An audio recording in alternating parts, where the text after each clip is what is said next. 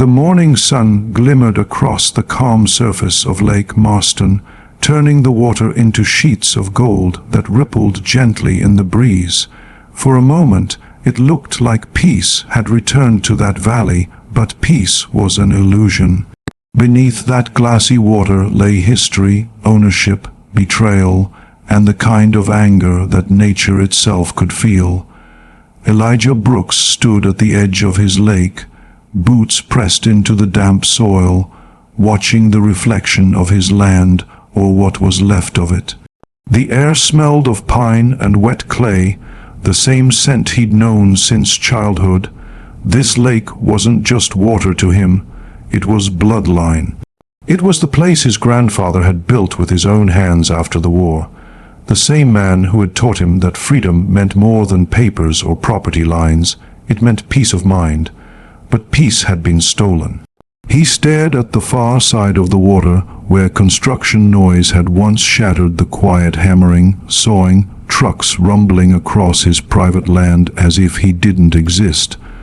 139 luxury cabins now sat where his trees once stood. The Homeowners Association, the same group that called him neighbor, had built a vacation empire on his lake without so much as a phone call. They'd told him it was public improvement. But Elijah knew better.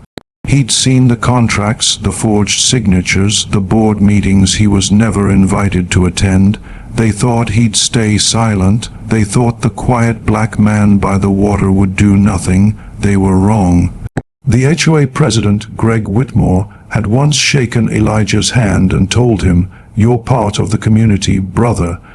Now that same man had approved permits that cut through Elijah's private boundary lines, draining his wetlands, filling his coves with cement and promises. When Elijah tried to speak up at the town meeting, they laughed, saying he should be grateful for the rising property value. But Elijah wasn't chasing property value. He was protecting legacy. For weeks, he'd watched them bring tourists, boats, champagne parties, and neon lights that turned his lake into a circus. Families danced on floating docks. Strangers swam in his water, unaware that every inch beneath them was built by his family's sweat. And when Elijah tried to fence off his side, they sent him legal notices claiming unauthorized obstruction of shared waters. Shared waters. That phrase burned in his mind like acid. One afternoon, Elijah drove his old pickup along the gravel road that curved behind the dam. The sound of the river whispering beneath the concrete made him stop and listen. That dam wasn't new. His grandfather had built it decades ago to control the flow, to keep the valley alive. The entire lake existed because of that structure. And now, that same dam was being used against him, feeding an HOA resort that didn't belong there. He stood there for a long time, staring at the bolts, the locks, the mechanisms he knew by heart. He could feel the pressure behind it, the power of nature waiting for release. That night, he sat alone on his porch, watching the cabins glitter across the water like distant stars. He remembered the day he'd brought his father's ashes to this very spot, scattering them into the current, promising to protect this land no matter what came. And then across the water, laughter, loud, careless laughter. Fireworks exploded above the lake, a private party at the resort. He could hear music thumping, see silhouettes dancing on decks that weren't supposed to exist. His jaw tightened. Every beat of that music echoed the sound of theft. His phone buzzed. It was a message from his lawyer. Still no court date. HOA board is claiming public right of access. Public right.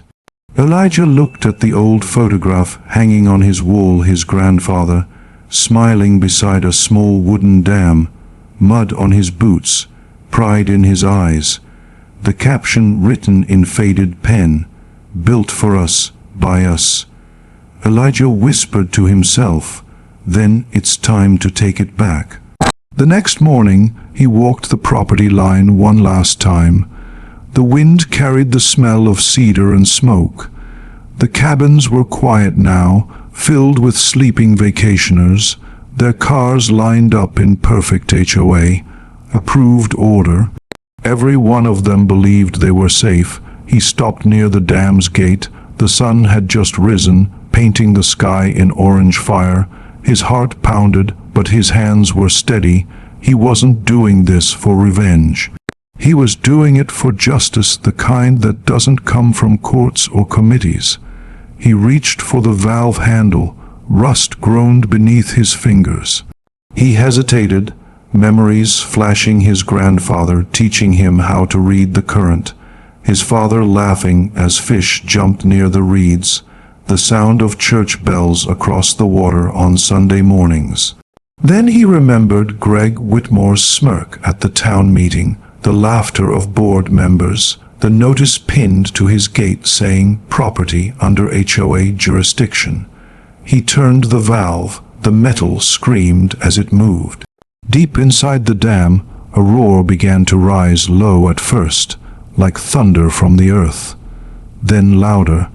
The lake began to churn, ripples racing toward the shore. Birds exploded from the trees in panic. Elijah stepped back, eyes locked on the water as it surged forward, the surface collapsing in waves that built strength with every second. The first cabin to go was cabin 12, the one perched too close to the shoreline, built on stolen soil. It tilted, creaked, and in seconds was swept away.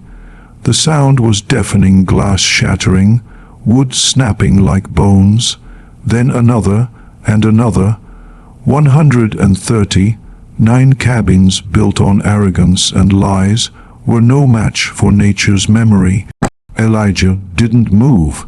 He stood there, soaked by the mist, his heartbeat in rhythm with the earth's fury. By the time the sirens echoed through the valley, it was too late. The lake had taken back what was hers. The HOA paradise was sinking under the same water they had once claimed as theirs. When the sheriff arrived, Elijah was still standing at the dam, silent.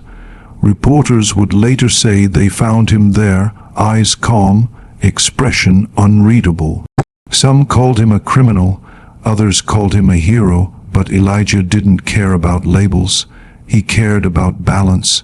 He looked over what was left, water reclaiming land, roots breaking through foundation, and a silence so pure it almost hurt. The same silence his grandfather once knew when this lake was born. He whispered again, this time not to the water, but to the wind, nature doesn't forget. She only waits. And as the first rays of dawn broke through the clouds, Elijah turned away from the lake, the place that had been stolen, desecrated, and finally restored. He didn't look back. He didn't need to, because deep down he knew the truth. He hadn't destroyed anything. He had simply set it free. The sun had barely risen when the first news choppers sliced through the morning haze. The drone of their rotors echoed over the valley, circling what used to be the shining heart of the HOA proud resort. But now all that shimmered were fragments of destruction, broken decks, shattered windows, and drowned furniture spinning slowly in the swirling brown current. Down below, emergency vehicles lined the dirt road leading to the dam. Reporters, neighbors, and law enforcement moved like ants across the wreckage, cameras flashing, boots splashing through knee-high water, and in the middle of all that chaos stood Elijah Brooks, calm, still, and eerily quiet, like a man who had already made peace with his choices. Sheriff Dan Murdoch stepped forward, hat low, boots soaked, voice gruff. Elijah Brooks. Elijah didn't flinch. You found me. The sheriff sighed, eyes scanning the scene behind him. You know how bad this looks, son. Elijah didn't answer. He just looked toward the lake, or what was left of it. The water had pulled back into its natural stream, leaving behind twisted wreckage and mud. What had once been 139 cabins now looked like bones scattered across a battlefield. The sheriff continued, "They're saying you opened that dam, that you caused all this." Elijah turned slowly to face him. "They built on stolen land, Sheriff. They knew what they were doing." "That may be," the sheriff said, lowering his voice, "but this ain't the way to fix it." Elijah's lips curved slightly, not in a smile but something sadder. Sometimes the only way to fix something is to let it break. Behind them, reporters shouted questions, cameras flashing. Someone yelled, "Elijah, do you have anything to say to the families who lost their homes?" Elijah's eyes met the camera lens, cold, unwavering. "They weren't homes," he said. "They were trespasses." The crowd gasped, and in that moment, the man who had spent his life invisible suddenly became the center of the world's attention. They took him into custody without handcuffs. The sheriff didn't have the heart for it. But as they drove past the ruined cabins, Elijah could see the HOA members standing by their SUV, covered in mud, faces pale with disbelief. Greg Whitmore was among them, his once perfect suit now stained and crumpled, his eyes burning with anger. When their gazes met, Greg shouted, "You're finished, Brooks. You just destroyed everything." Elijah's response was quiet, almost like a whisper through the car window. "No, Greg, you destroyed everything when you forgot who this land belonged to." At the county station, the media storm only grew worse. Outside, protesters were already gathering, some holding signs that read "Justice for Elijah," others shouting, "Arrest the terrorist." The air was thick with confusion, fear, and something deeper, a reckoning that no one had seen coming. In the interrogation room, a young deputy brought Elijah a cup of water. "They're saying you planned it," the deputy said softly. "That you meant to destroy those cabins." Elijah looked up, his voice calm. "I didn't plan destruction. I planned restoration." The deputy didn't know what to say. He just nodded, uneasy, and left. Hours later, Greg Whitmore arrived, escorted by attorneys and HOA board members. His tone was venom. "You'll never see sunlight again, Brooks. We'll sue you for every penny."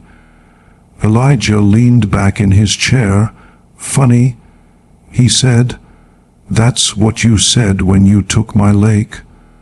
Greg slammed a file onto the table. "You don't understand what you've done. Do you know how many investors we had? How many families?" Elijah's eyes hardened. "You didn't think about families when you cut down my grandfather's trees, when you drained my coves, when you posted guards on land you didn't own." Greg's jaw clenched, but for the first time his confidence wavered. A female reporter watching through the window whispered to her cameraman, "He doesn't sound like a criminal. He sounds like someone who's been ignored for too long." The story began spreading everywhere. A local man destroys illegal HOA resort built on his ancestral land. On social media, the world was divided. Some called Elijah a hero. Others said he was reckless. But no one could deny one thing: the truth was coming out. 2 days later, the county records were released publicly, and what they revealed shook the entire town. The HOA had indeed falsified documents. The land Elijah's family owned for over 70 years had been quietly rezoned as community development property through a forged signature. Greg Whitmore and 2 other board members had approved it behind closed doors. They thought Elijah would never find out, but now everyone knew. When the news broke, cameras swarmed the HOA offices. Reporters demanded answers. Greg tried to hold a press conference, but the crowd's anger drowned him out. "You stole from him. One woman shouted, "You built your paradise on lies." That night, Elijah was released on bail. When he stepped outside, dozens of supporters waited, some holding candles, others just standing in silence as he passed. He didn't wave or smile. He simply nodded, grateful but tired. He returned to what was left of his land. The lake was smaller now, a fraction of what it had been, but it was alive, pure again. Birds had returned. The scent of wet pine filled the air. Nature was already healing. He walked to the edge and crouched down, dipping his hand into the cool current. "You're home again," he whispered, but peace wouldn't last. A black SUV stopped on the dirt road behind him. Greg stepped out. No cameras this time, no lawyers, just him and his rage. "You think this is over?" Greg hissed. "You think they'll let you walk away after all the damage you've done?" Elijah stood, eyes calm. "I didn't damage anything that wasn't already broken." Greg took a step closer. "You cost me everything." "No," Elijah said quietly. "You cost yourself everything when you started believing you owned what was never yours." For a long moment they stood there, the man who built and the man who took. Then Greg spat at the ground and walked away, muttering, "Enjoy your swamp, Brooks." Elijah turned back to the water. It wasn't a swamp. It was freedom. Over the next few weeks, investigations began. The HOA board collapsed. Lawsuits flipped in Elijah's favor. Report after report proved the truth. Elijah's grandfather had been the rightful builder, owner, and protector of Lake Marston. Every permit the HOA had filed was illegal. Every cabin was a monument to greed. But Elijah didn't gloat. He rebuilt his fences. He cleaned the banks. He placed a small wooden sign near the water's edge that read, "Respect what gives life." One evening, a young reporter named Clara came to interview him for a national story. Her voice was soft, her questions thoughtful. "Mr. Brooks," she said, "people are calling you the man who made nature take revenge. What do you say to that?" Elijah smiled faintly. "Nature doesn't take revenge, Clara. She just remembers who took care of her." She paused, pen trembling. "Do you regret it, opening the dam?" He looked across the shimmering lake, the setting sun painting everything in gold. "I regret that it had to come to that," he said, "but I don't regret standing up." The interview aired that night, and within days the clip went viral, millions of views, thousands of comments. People from around the world began sharing stories of land lost, voices silenced, and the courage it took to reclaim what was stolen. The town of Marston changed after that. The HOA dissolved entirely. New ordinances were passed to protect ancestral lands. Greg Whitmore was indicted for fraud and environmental damage. And Elijah Brooks, he became a symbol not of destruction, but of balance. Schools invited him to speak about environmental justice. Activists quoted his words, but he never saw himself as a hero. He was just a man who had refused to be erased. Sometimes, when the nights were still and the moonlight touched the water just right, he could almost hear his grandfather's voice again. "You see, boy, land don't belong to us, we belong to it, and if you take care of it, it'll take care of you." He smiled into the darkness, the reflection of the stars dancing in his eyes. "I kept my promise, Granddad," he whispered. "I kept it." The morning mist drifted across the reborn lake like a veil of forgiveness. The air smelled of dew and pine again, not gasoline or cigarette smoke, not the perfume of tourists or the hum of rented jet skis. Just nature breathing freely. For the first time in years, Lake Marston looked alive. Birds nested in the reeds. Fish darted through the shallow currents. The sound of running water had returned, gentle and clean. Elijah Brooks stood near the shore, the wind tugging at his jacket. He'd come here every sunrise since the flood, not to watch destruction, but to witness rebirth. He had rebuilt a small wooden dock with his own hands, the same way his grandfather once did. Each nail he drove into the planks carried memory of loss, of love, and of the price of silence. He wasn't the same man anymore. The world knew his name now. People stopped him on the street, thanked him for standing up, for fighting back. But inside, Elijah knew it wasn't about fighting. It was about remembering. A pickup truck rolled to a stop behind him. Sheriff Murdoch stepped out, hands in his pockets, face weathered but kind. "Heard you've been out here every morning," he said. Elijah nodded. "Just making sure she's okay." The sheriff looked over the lake, whistling softly. Hard to believe this place almost turned into a luxury resort. Greed builds fast, Elijah said quietly, but truth takes its time. The sheriff smiled faintly. "You know, the state's offering compensation, big money too. You could take it, start fresh somewhere else." Elijah shook his head. "This is home. You don't leave home because someone else made a mess of it. You stay and you clean it up." The sheriff studied him for a moment, then nodded slowly. "The world could use more men who think like that." He turned back toward his truck, but before he left, he added, "For what it's worth, Brooks, I don't think you destroyed anything. I think you reminded everyone what destruction really looks like." Elijah didn't answer, but his eyes said enough. Later that day, he drove into town, a place that once looked at him with suspicion, but now greeted him with quiet respect. The local cafe that used to ignore his orders now had a seat saved for him near the window. The same people who once sided with the HOA now whispered apologies as he passed. But Elijah wasn't there for praise.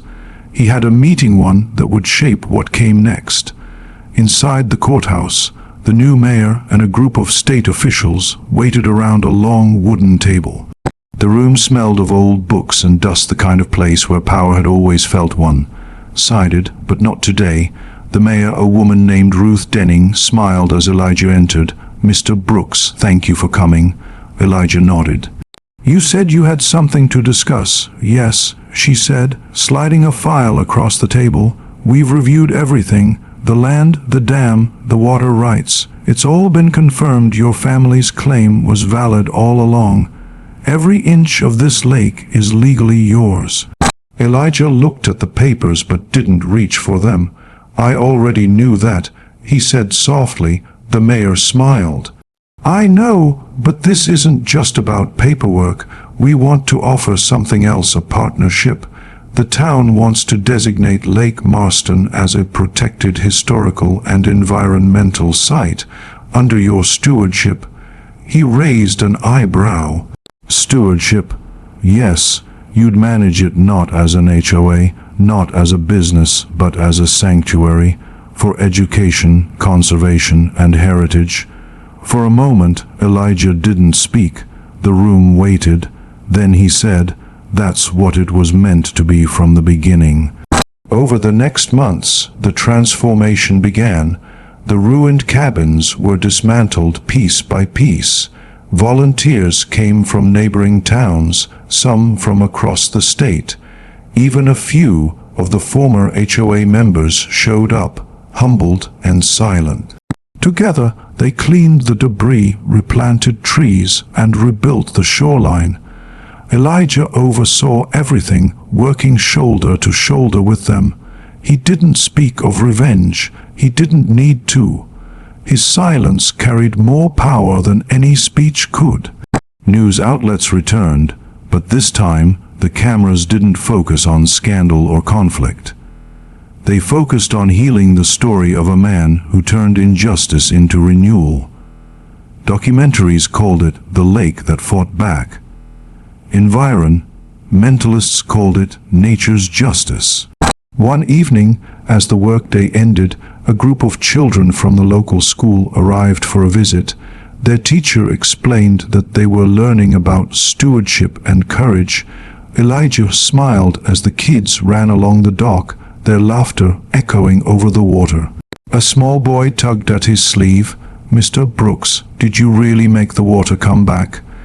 Elijah crouched down to his level. "No, son," he said, "the water never left. People just stopped listening to it."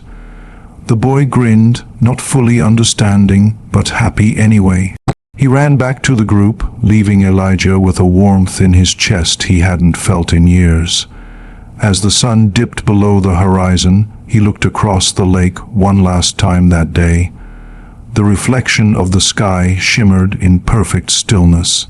For a brief second, it almost looked like his grandfather's face smiling back. Then came a voice, soft, hesitant. "Mr. Brooks." He turned. It was Clara, the reporter who had first interviewed him. She held a notebook, but this time there was no camera crew, no lights. "I just wanted to thank you," she said. "Your story changed more than just this town. People are talking about land, about justice, about legacy. You've started something bigger than you know." Elijah smiled faintly. "If it makes people remember what really matters, then it's enough." Clara hesitated. "Can I ask you one more question?" "Go ahead." "If your grandfather were here right now, what do you think he'd say?" Elijah looked out at the lake, his voice barely above a whisper. "He'd probably say, 'Took you long enough.'" They both laughed quietly. Weeks turned into months, and Lake Marston thrived. The sanctuary opened officially under Elijah's care. Signs around the area told visitors the story of how one man stood against corruption and reclaimed balance, not with violence, but with truth.